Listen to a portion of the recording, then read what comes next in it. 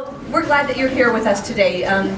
In the McKay School of Education and in the College of Nursing, we wanted to attend to these issues that were brought up on the recent report on the campus climate survey on sexual assault. If you've not seen this, go ahead and Google it, because this climate survey is the result of a lot of work on the part of our committee, who looked at the sexual assault issues here on our BYU campus and with our BYU students. This is the report that shows to me that a lot of our students don't know what is available. And actually they came up with 11 different recommendations. And this is our attempt to start the conversation with the students to let you know what is available for you or your friends or those that you know who have been victimized either by stalking, sexual harassment, sexual assault, sexual abuse, and such. So I went through this report and developed several questions based upon the data from the report where our students don't know a lot of things. For example, why is it important in my dating and marriage relationships, and how do I best give, deny, or request it? Is it considered sexual assault when I don't give consent to my spouse, but it happens anyway? How do I know if I've been taken advantage of, and when is it bad enough to report? What are the differences between stalking, sexual harassment, sexual assault, and sexual trauma? How, when, and where should I report unwanted sexual contact? Will I get in trouble, be reported to the Honor Code office, lose my ecclesiastical endorsement, or get kicked out of BYU if I report sexual assault, either as a victim or a perpetrator?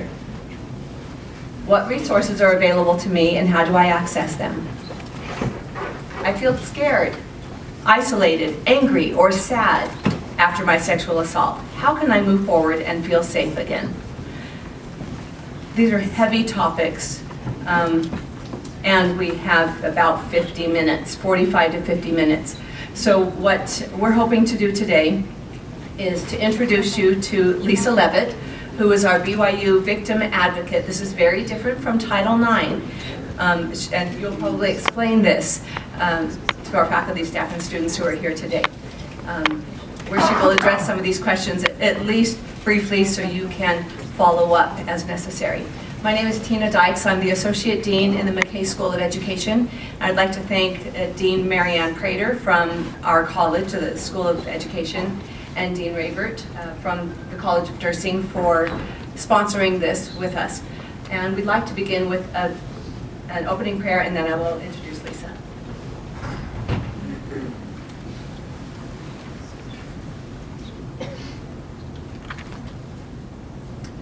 Our Father in heaven, we're grateful for this day. We're grateful for the opportunity to be at BYU. And we're grateful for all of the affordances that we have here at this university. And we acknowledge thy hand and the blessings of these things.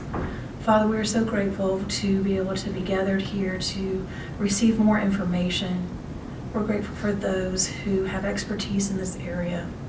And Father, we also acknowledge as we learn about these things, we acknowledge the atonement of thy Son, Jesus Christ, and his hand in healing, along with knowledge that we can help those around us and that we also can learn to move forward in our lives.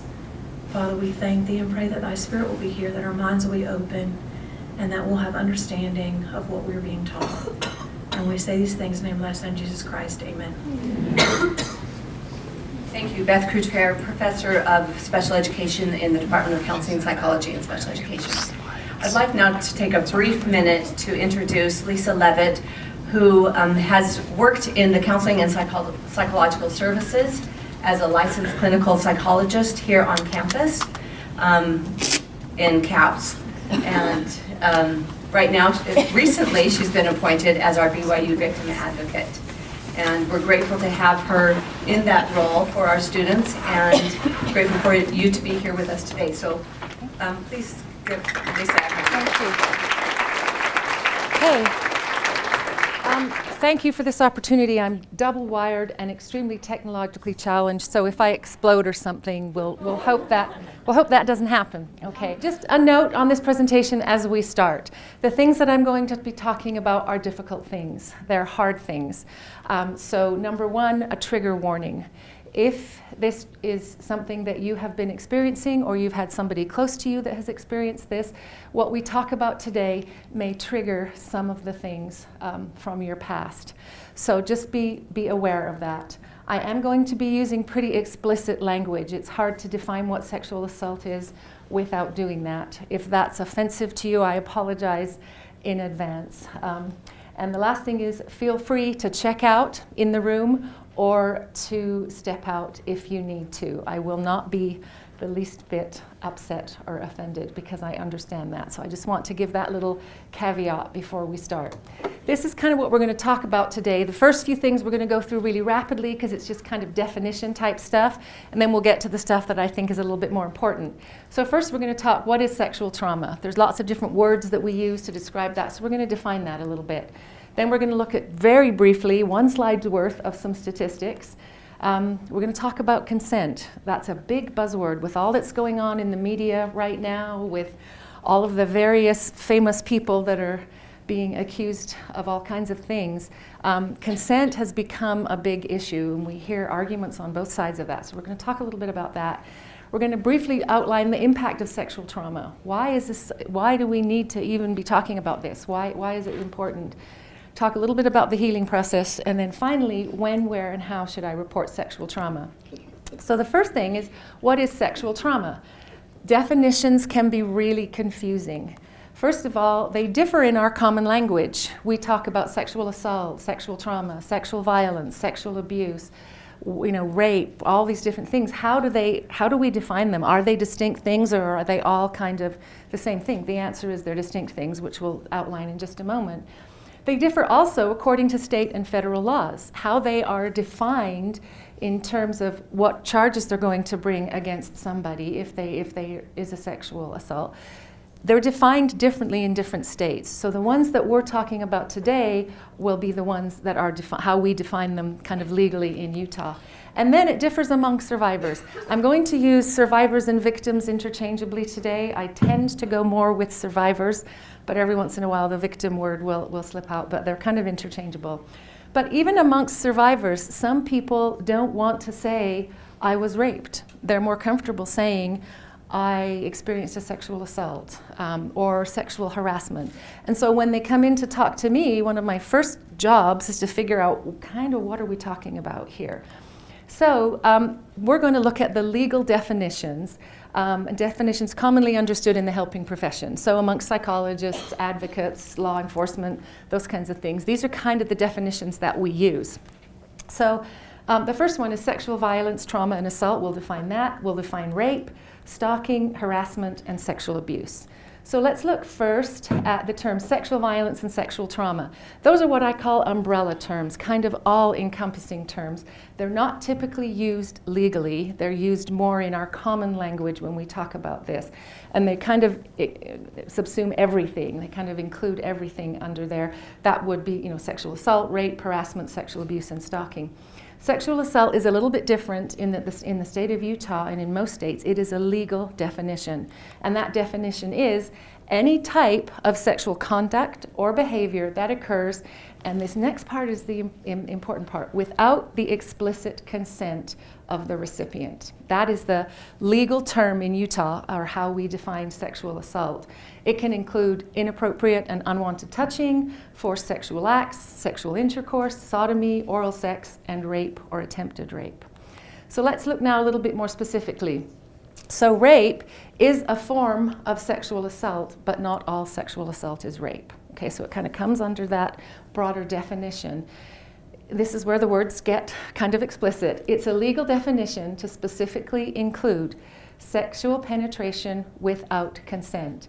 The FBI, and Utah follows the FBI standard on this, defines rape as penetration, no matter how slight, of the vagina or anus with any body part or object, or oral penetration by a sex organ of another person without the consent of the victim. And you're seeing a pattern here: without the consent, without the consent, without the consent. Harassment is almost always sort of in the context of a workforce environment. We talk about sexual harassment in that context. So it's any form of unwanted sexual advances. And the actual definition, it says sexual favors, verbal or physical conduct of a physical nature, when submission to or rejection of this conduct explicitly or implicitly affects an individual's employment. So if somebody is saying, you have somebody that's harassing you sexually, they might be making sexual innuendos, they might be sending you emails that aren't appropriate in the workplace. That constitutes harassment if they're trying to intimidate you in any way. Stalking is defined as a course of conduct directed at a specific person that involves repeated, has to be at least twice, visual or physical proximity, non-consensual communication, or verbal, written, or implied threats, or a combination thereof. And this is the important part of this: that would cause a reasonable person fear. So if a reasonable person would be like, okay, this is making me kind of scared, kind of uncomfortable, they're probably being stalked. We see it a lot more now with cyber stalking as well, and that's definitely included, intimidating people through email, Facebook, social media. Sexual abuse, even though it's kind of used more generally, is pretty much confined to a rape or any kind of sexual assault that happens to a minor, so someone under 18. That's what we're talking about when we're talking about abuse. Yes? Those under 18, so anyone under 18 cannot give consent? Actually, that's where it's interesting. It's called sexual abuse if it's 18 or under the age of 18. So it's up to the age of 18 when they turn 18. 17 in Utah, 17-year-olds can give consent, okay, which is kind of interesting.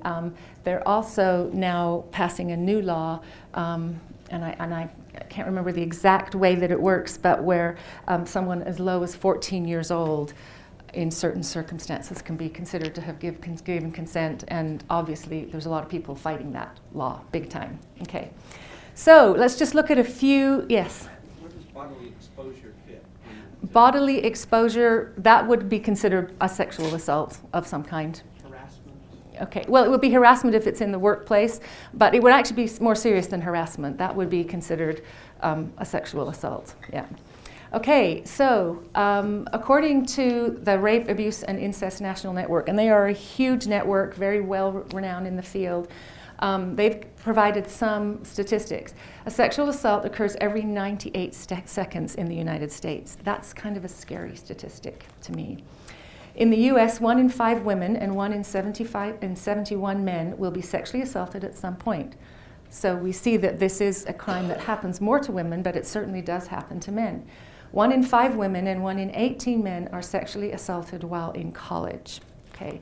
And this was the one that was interesting to me. The majority of sexual assault victims are under 30. 54% of all sexual assaults, and again, this isn't counting child abuse, remember that, but of all assault victims are between 18 and 30 years of age. Well, you think about that on a college campus. That's kind of a scary statistic. Okay. Consent. What is consent? This is always a really sticky one for me when I'm asked to talk about consent, because to me, a person who has been sexually assaulted, the whole definition of sexual assault is without their consent. So it's kind of an interesting one to talk about. But asking for consent is not just a sign of respect, but it is actually required by law. It is a legal offense to have any kind of sexual contact with a person without their consent, and it would be defined as a sexual assault. I think we need to change how we think about consent. We talk a lot about no means no, and I really dislike that phrase. To me, we need to be talking about yes means yes. When we're talking about no means no, we're putting the entire responsibility for whether a sexual act happens on the recipient. We're taking away any responsibility from the person who is asking for that. If we're saying yes means yes, that's a mutual thing. They both have to agree. Both parties have to be in on it. So to me, no means no is not a good way of talking about consent. We need to kind of change the language, I think. Now, hopefully, we're going to watch a short, fun little video clip. I'm from England originally, and this is put out by the Thames Valley Police.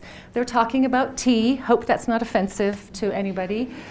We did have to bleep out, thanks to your wonderful technological folks, 1 or 2 words. But let's watch this cute little video about consent. Still struggling with consent? Just imagine instead of initiating sex, you're making them a cup of tea. You say, "Hey, would you like a cup of tea?" And they go, "I would love a cup of tea, thank you." Then you know they want a cup of tea. If you say, "Hey, would you like a cup of tea?" And they're like, I'm not really sure. Then you can make them a cup of tea, or not, but be aware that they might not drink it. And if they don't drink it, then, and this is the important bit, don't make them drink it. Just because you made it doesn't mean you're entitled to watch them drink it. And if they say, "No thank you," then don't make them tea. At all. Just don't make them tea. Don't make them drink tea. Don't get annoyed at them for not wanting tea. They just don't want tea, okay? They might say, "Yes, please, that's kind of you." And then when the tea arrives, they actually don't want the tea at all.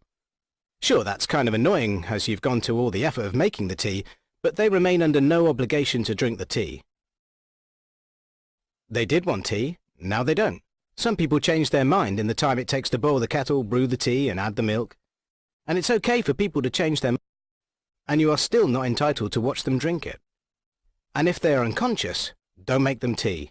Unconscious people don't want tea, and they can't answer the question, "Do you want tea?" because they're unconscious. Okay, maybe they were conscious when you asked them if they wanted tea, and they said yes, but in the time it took you to boil the kettle or brew the tea and add the milk, they are now unconscious. You should just put the tea down, make sure the unconscious person is safe, and this is the important part again, don't make them drink the tea. They said yes then, sure, but unconscious people don't want tea. If someone said yes to tea, started drinking it, and then passed out before they'd finished it, don't keep on pouring it down their throat. Take the tea away. Make sure they are safe, because unconscious people don't want tea. Trust me on this. If someone said yes to tea around your house last Saturday, that doesn't mean they want you to make them tea all the time. They don't want you to come around to their place unexpectedly and make them tea and force them to drink it, going, "But you wanted tea last week," or to wake up to find you pouring tea down their throat going, "But you wanted tea last night." If you can understand how completely ludicrous it is to force people to have tea when they don't want tea, and you are able to understand when people don't want tea, then how hard is it to understand when it comes to sex? Whether it's tea or sex, consent is everything. And on that note, I'm going to make myself a cup of tea. Okay, so I love that little video. I think it kind of really demonstrates well what consent is in that particular situation, even though they're talking about tea. Okay, so we're going to look first of all at what consent is. Consent is enthusiastic participation by both parties. A clear yes. It's freely given. It's not forced. It's active and never assumed. Okay, and it's ongoing. And it doesn't matter if that is within the context of a dating relationship or a marriage relationship or a committed relationship of any kind. And I could probably talk to several of the married people in this room. You're constantly negotiating a lot of things in a marriage, and sex is one of them. Sometimes you're in the mood, he's not, whatever. Okay. If you are forced to have sex, even in the context of a marriage, that is a sexual assault or can be a rape as well. It is not consent if a person is simply giving in or has been pressured. I hear that a lot in my work, the giving in part. If they feel unsafe in saying no, if they're afraid they're going to be physically harmed or threatened in other ways, I'm going to tell people, I'm going to tell everybody.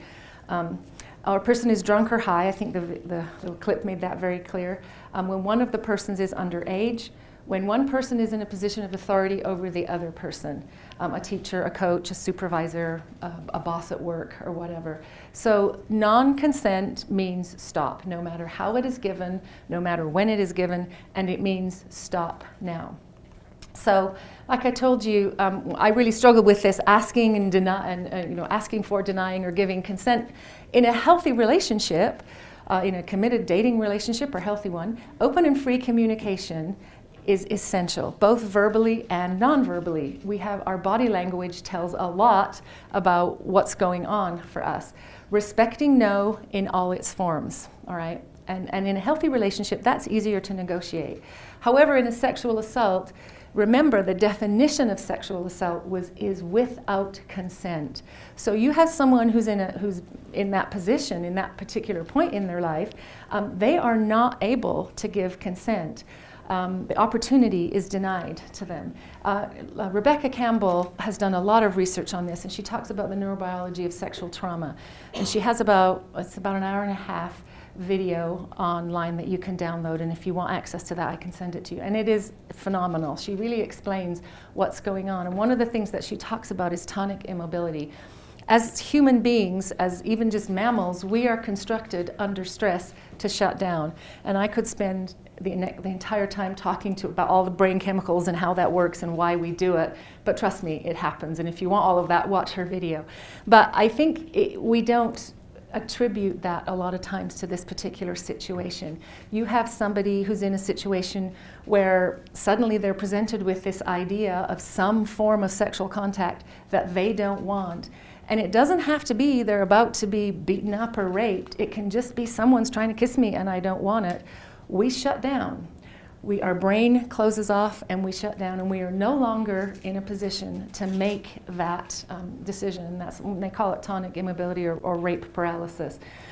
Interestingly enough, in the work that I do, much of the shame and self-blame, which is huge, and guilt that survivors experience, is centered on this whole idea of consent. I didn't say no, so it's my fault. I didn't push him or her away. I couldn't stop it, so I just let it happen so I could get it over with and get away. And they really struggle with somehow it must be my fault because I didn't actually beat the person off. And we all think, oh, if that happened to me, I would kick and fight and scream and I would do whatever it took. 99% of the time, we don't. We shut down, unfortunately. And that's both for men and women. So we're going to move on now and talk about the impact of sexual assault. Just a few statistics. This is done by the National Sexual Violence Research Center, and they found that 33% of women who are raped contemplate suicide. That's a pretty high number. 13% of women who are raped actually attempt suicide. Sexual assault victims are 3.4 times more likely to use marijuana than the general public, 6 times more likely to use cocaine than the general public, and 10 times more likely to use other major drugs than the general public. That would include self-medication with prescription drugs. They even count alcohol in that one. So you can see the impact that this has. 10 times more likely to use drugs. That's pretty high numbers we're talking about. 38% of victims of sexual violence experience significant work or school problems, significant to the point that they really aren't functioning or able to do their job or go to class, that sort of thing. 37% experience a significant increase in family, friend, basically relationship problems. They argue more frequently. They find trust becomes a huge issue. So if you think about that, that kind of makes sense. They don't feel as close anymore to people. They feel like they distance themselves, they withdraw emotionally from others. The thing that sexual assault is a very personal, very invasive, and very destructive crime. You think about that, there's not very many other crimes that are where we are that vulnerable, physically, emotionally, in any way, even spiritually. The effects can be psychological, emotional, and or physical. And I would say most of the time it is pretty much all three of those. They can be really brief. Some people it doesn't last very long. Other people the impact lasts for years. My experience has been that even for people who it doesn't last very long, not lasting very long is usually can be up to 2 years, okay? Other people, it's a lifetime if they don't get the help that they need. Now, there's a lot of there's not really one normal reaction, and even though I thought I had had a lot of experience with that as a therapist, in my role as the victim advocate, I'm discovering that this list just barely scratches the surface of the kinds of problems that people are experiencing. But these are ones that are sort of more typical. Sleep problems, eating problems, and I'm not going to go into them in detail, but inability to regulate their emotions, kind of all over the map. Depression and anxiety, a change in personality, they suddenly become withdrawn. Some people do the opposite. They suddenly become really gregarious and outgoing. These are all defense mechanisms to help them cope. Hypervigilance and fear. Somebody comes around the corner, they're much more easily startled, and huge amounts of fear of all kinds of situations, especially situations that might trigger a memory. They develop phobias.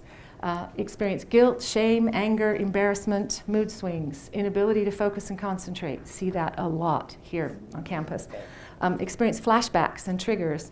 A lot of people want to move away. I need to move apartments. I need to get out of Provo. I need to get out of this area because there's so many things that remind them. Just walking across campus might bring triggers, or walking to their apartment, if it happened in the area of their apartment, might produce a trigger. We talked about this about disruptions in relationships, physical symptoms, more headaches, stomach aches. Interestingly enough, there's some interesting research on weight gain and sexual assault, and it's kind of showing that a lot of sexual assault victims gain weight, and it's kind of a psychological protection because we see fat in our society, or overweight, as unattractive. If I'm overweight, nobody's going to want to touch me. So kind of some interesting research on that. We also see an inability to focus and engage, not just in work and school, but in daily activities. I can't even get out of bed. I can't make myself breakfast. I can't do my laundry. Spiritual problems, big, huge one, and you think about that in the context of our community, that's a big one. Here I am at BYU, I'm supposed to be safe. I'm a good LDS person. I'm doing what I'm supposed to do, and this horrible thing happened. Anger at God is huge. Questioning of your testimony is huge. So we see that a lot. I would say probably about 50% at least, maybe even higher, of the people that I work with, that's a big component of it. Okay, just a couple of quotes, and I do have the survivors' permission. These are people that I've actually worked with, but I'm not going to disclose their information or name.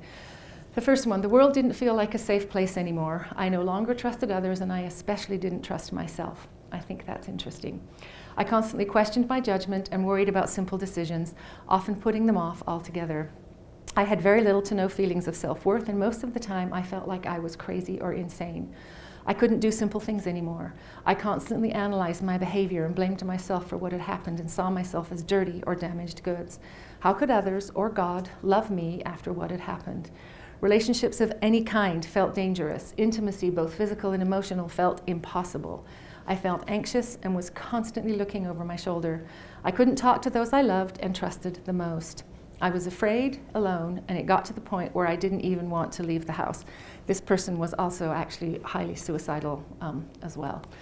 And the second one, most of the time I feel like I'm living a lie, going about my daily life as if everything is okay, but internally I am screaming for help and barely hanging on and coping. I feel like at any moment I could explode. And these are not uncommon things for me to hear. Just this feeling of the world's going on around me and I am in this inner turmoil that I can't understand and I can't navigate, and I'm trying desperately to make sense of, and it's not working. We're going to move on now and talk. I want to leave a little bit of time for questions, so I'm kind of going fast, but we're going to talk a little bit about the healing process. So what does that look like? As I was preparing this presentation and I looked at the list of questions that Dr. Dykes had sent me, I'm like, okay, any one of those I could talk for 3 hours on. So I'm trying to cover all of them, just kind of giving you, I guess this is a tasting table of, that doesn't sound quite right, but you know what I mean. Okay, the healing process. Number one is reframing what happened to you. If you think back to what people are experiencing, that guilt, the shame, it's my fault, blame of themselves, etc. Reach out to someone you trust. And someone you trust might not be somebody in your inner circle. It might not be your friend, your roommate, your parents.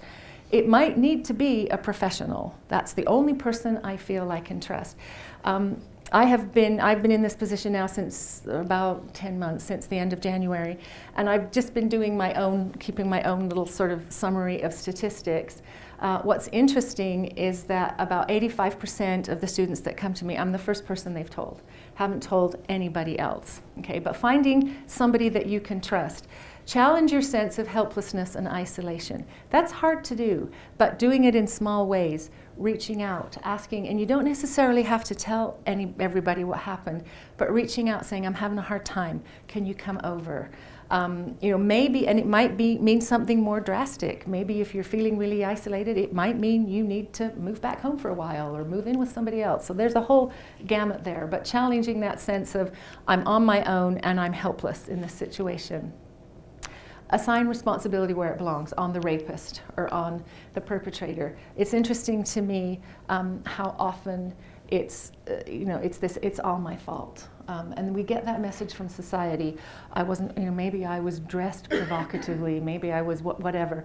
I mean, I don't think anybody gets up in the morning, or any woman or man for that matter, puts on an outfit and looks in the mirror and says, oh, I'm going to wear this because I want to get sexually assaulted today. That just doesn't happen, okay? Prepare for flashbacks and upsetting memories. To prevent the stress of flashbacks, try to anticipate and prepare for triggers. And this you'll figure out as pretty quickly.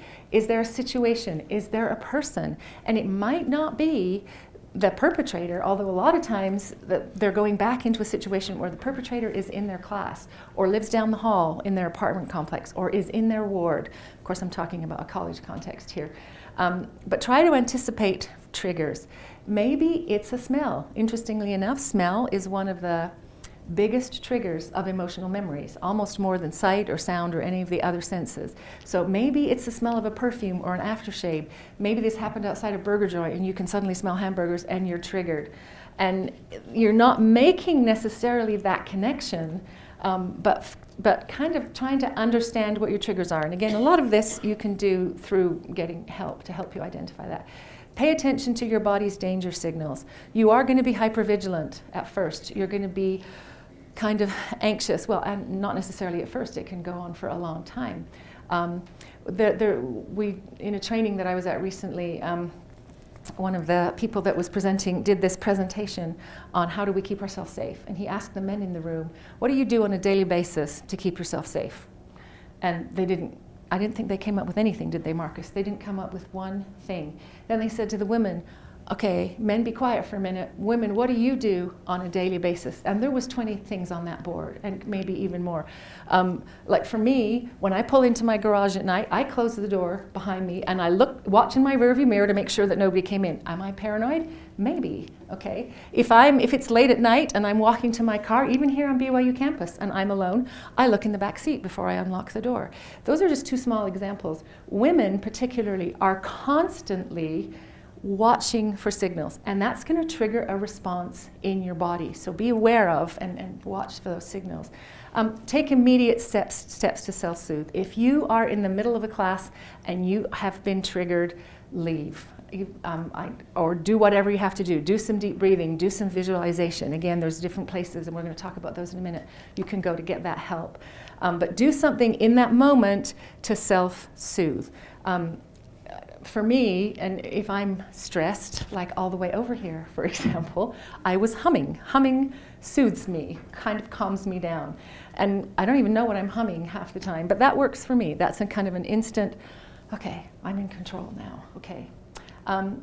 Tips for dealing with flashbacks. Accept and reassure yourself that this is a flashback, not a reality. That will get easier as time goes on. Initially, that flashback feels real. It feels like you are in that moment, like this is happening to you all over again.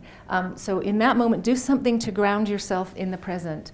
Rub your arms, clap your hands, do something that's going to help you say, no, it's okay, I'm here in the present, I'm not back in that moment. And step number 3, reconnect to your body and feelings. I hear all the time, I feel disconnected from my body. I feel like I'm outside of my body a lot of the time. You really need to do that in order to recover. Rhythmic movement, go to a dance class. Rocking, if it's in the, you can't go to a dance class in that moment or whatever. Rocking, yoga, all those kinds of things that help you get back in touch with your body are healthy things. Mindfulness and meditation. Also return to familiar routines. What did you used to do exercise-wise that made you feel good about yourself? What was your old eating routine? Our sleep habits, our eating habits, our exercise habits are the first things that leave when we're under stress, and not necessarily just this kind of stress. But they're the first things that we let go. You know, I'm really stressed with finals, so I just don't have time to run. Now, interestingly, some people find more time, but for the majority of us, those are the three things that leave. What did you used to love to eat? Reconnect with your body. Feel those physical sensations is important. Staying connected, and to me this is a big one. Stay connected to family and friends. That doesn't mean everybody has to know your story, okay? It doesn't mean everybody has to know the details. You might just say to them, I'm really struggling with something right now, and like I said earlier, can you come hang out? Can we do this? Even things like emailing a little bit more frequently, calling somebody, participate in social activities where possible. Take somebody with you. If you're just petrified to go to that ward event because all of a sudden being in a room with a lot of people scares you to death, go with somebody with the understanding, we're going to go, might only stay 5 minutes, then we're going to leave. But try and get back into some kind of connecting and social activities. Reconnect with old friends or make new friends. And the reason those are both up there is sometimes, unfortunately more often than not, the person who's the perpetrator, most of the time it's somebody they know, an acquaintance, a friend, spouse even. Make new friends. Maybe that person is in your circle of friends or knows your circle of friends, and there's a connection there, and that's not a safe place for you. And then also support healing by nurturing yourself. This is a big one. Take time to rest and restore your body's balance. If you're having a really, really bad day and it's just all too much for you, take the day off. Now, I know we all think, oh, but then I'm not going to get attendance for that class or whatever. There's ways we can help you with that sort of stuff. But if you need to rest, if you need to take a mental break, do it, even if it's just for an hour. But our body experiences trauma not just on an emotional level, we experience it on a physical level. Our body has been traumatized as well. And that's not even if it was sort of a brutal, very physical assault. Our body retains some of that stress and tension. Take time to rest and restore your body's balance. Practice self-compassion. Think about what you would tell a friend or a sibling or a daughter or a son in this situation. What would you say to them if they're coming to you saying, it's all my fault, I did this? You know, how would you help them? So practice self-compassion. Figure out some ways that you can be good to you. This is an interesting one. Be smart about media consumption. There is a lot on the media that is triggering. I have people that are triggered by underwear commercials, and some by perfume commercials, some by fast food commercials. We can very easily be triggered in the media. It happens all the time.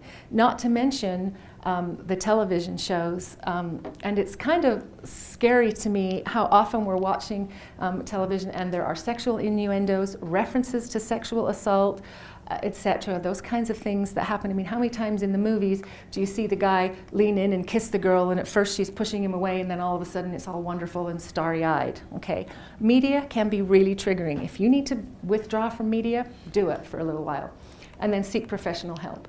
So we're going to talk really quickly for the last few minutes about reporting and seeking help. Sexual trauma is the most unreported crime. Lots of reasons. Victim blaming. Survivors blame themselves. That's actually a form of protection. If a survivor thinks, it's all my fault, I could have controlled it, I could have done something, then they think, if this happens again, and most of them believe it's going to happen again initially, if this happens again, well, I can take more responsibility next time and I can protect myself. So blaming themselves is kind of a way of protecting themselves in an odd way. Not being believed, probably the number one thing. Nobody's going to believe me, nobody's going to take me seriously. It's a he said, she said crime, unless a person goes and has an official rape kit done, unless there's other physical evidence, witnesses, etc. They come in and it's, well, this is what he said, this is what I said, or this is what she said, and this is what I said.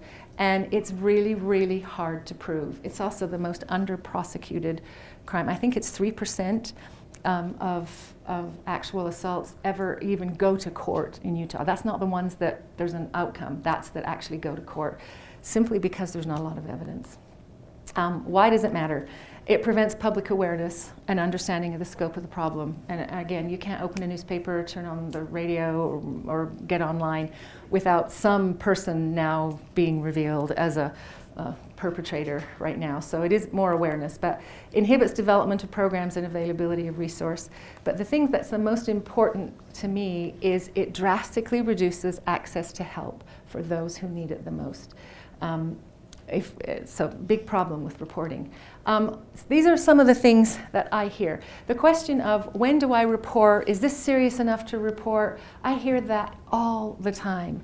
And it breaks my heart when every time somebody says that to me. I hear things like, I'm not sure I should be here. I wasn't actually raped, so, or I wasn't physically hurt, so was I even assaulted?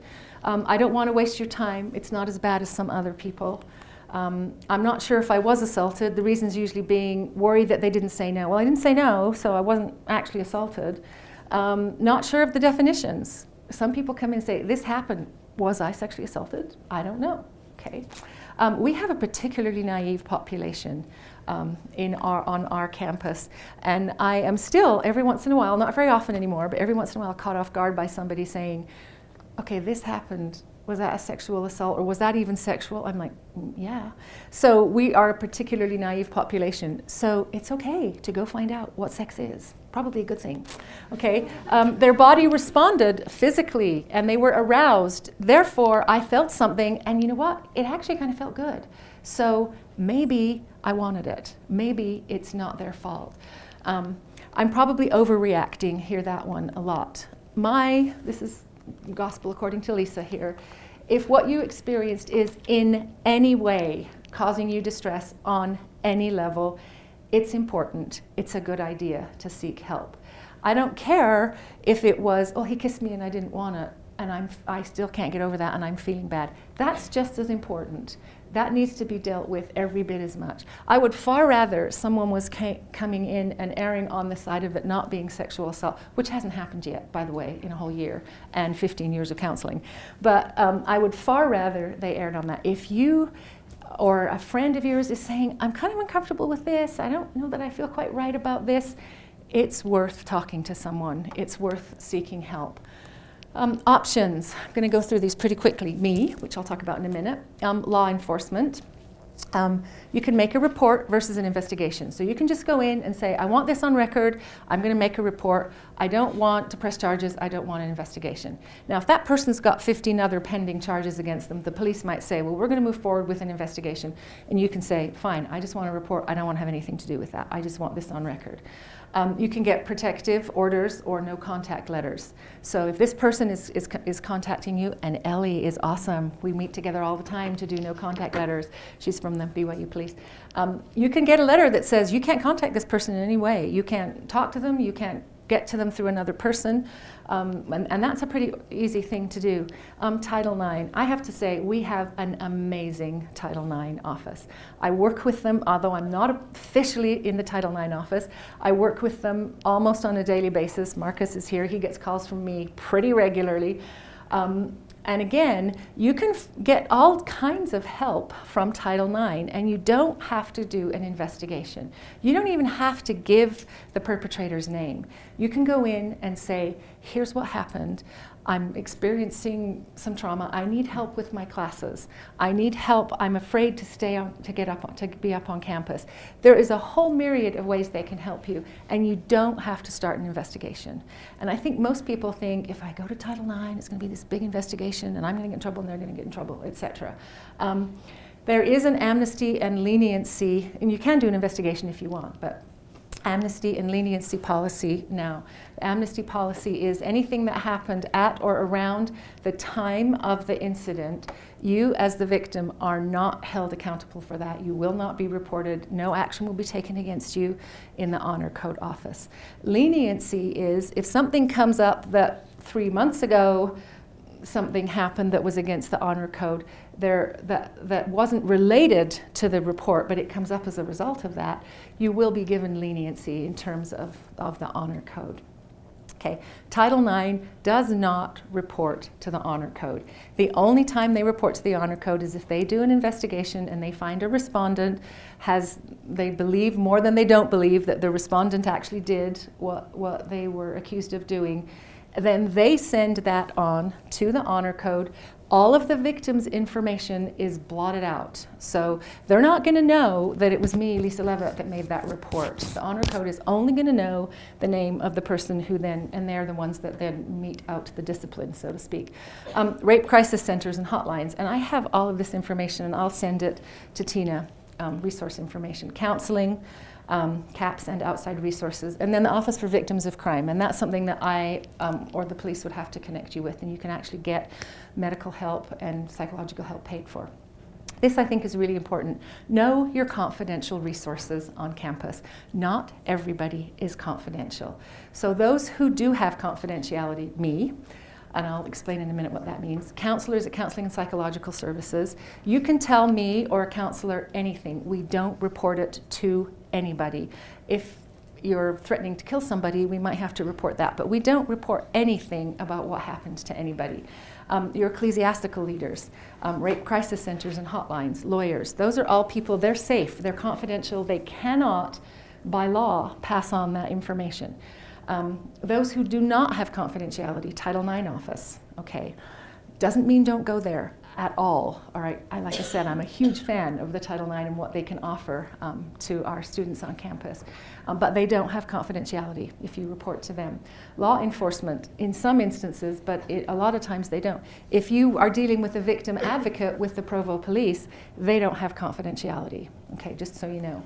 Professors and other university personnel, if you go and tell a professor, they are mandated reporters to Title IX. So now, it doesn't mean you're going to get in trouble, but what will happen is they will report to Title IX. Title IX will either call you or send you an email saying, hey, we had this report reaching out to you, are you okay? You don't have to go into the Title IX office, you don't have to interact with them. But professors, and is that right, Marcus? Yeah. But professors and other university personnel are mandated reporters. They have to report, even if it's something that you reported happening in high school, not on campus. Did you want to add to that? To the confidentiality one, women's resources is also. Oh, thank you. Yes, I should have put that on there. Women and men. Yeah, so I should have put women's resources. Thank you for helping with that. Friends, roommates, and even family don't have confidentiality. I always caution people, be careful who you tell, because once you tell somebody, you have no control over what happens to that information. I'm not saying don't tell friends and roommates and family members at all. I'm not saying that at all. But just be cautious, because once it's out there, you don't know where that information might go. Interestingly enough, if you read the campus survey, the majority of people report first to a friend or a roommate, and then ecclesiastical leaders in that order. Okay. My role, just do this really quickly, as the victim advocate, basically I'm there to help you. My sole purpose is to ensure that your needs are met. I can connect you with medical resources, I can help you through the law enforcement, I can go with you to Title IX, but my first and primary role is to, number one, I do a little bit of crisis counseling, but to help you figure out, here's all the options open to you, which one do you want? Rape and sexual assault are absolutely issues of power and control, not so much about the sex. And so when you come to me, my main job is to give you the options. You get to choose. I'm happy to discuss them with you, talk about the pros and cons, but you get to choose with no judgment. Okay. I'm not part of Title IX. You are not obligated to report to BYU Law Enforcement Honor Code Office or BYU Title IX if you come and see me, and I am not obligated to report it either. So that's pretty much it, really, really quickly. I know there's another class coming in, so we have time for maybe one or two questions, but please keep them general, not specific. Yeah. I'm just wondering if you would be willing to share these. I think it would be something. Yes, I will be sending this presentation to Dr. Dykes, and she will get it to whoever the slides. And I also will put a list of resources and phone numbers and things at the end of it. Okay. Yes.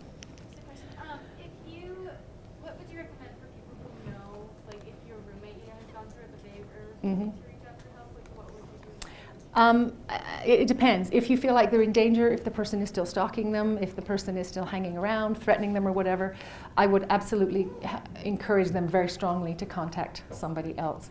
Otherwise, the go-to is always, let's get you some help.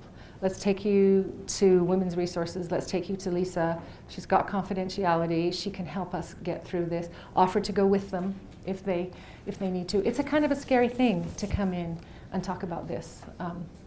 And so, yeah. And again, there's another whole lecture on how do you help other people. But yeah. Any others? One last question. I'm a professor on campus. I don't know much. I just had some Title IX training. I was super impressed. The resources they I had. told you they're awesome. Yeah. When you say they're not confidential, that wasn't the impression I got. Could you explain what you mean? Okay. I'm going to let Marcus take that one because he's from Title IX. So we are confidential in that we don't share information with what we're doing with professors or with the honor code or other officers. We're not confidential in that if you come to me and tell me what happened to you, I may have to take action on it. I may have to do something about it. There's certain circumstances. Right. Yeah. But they're not going to, like, the general population of the university is not going to have access to what you talk to Title IX about. Okay.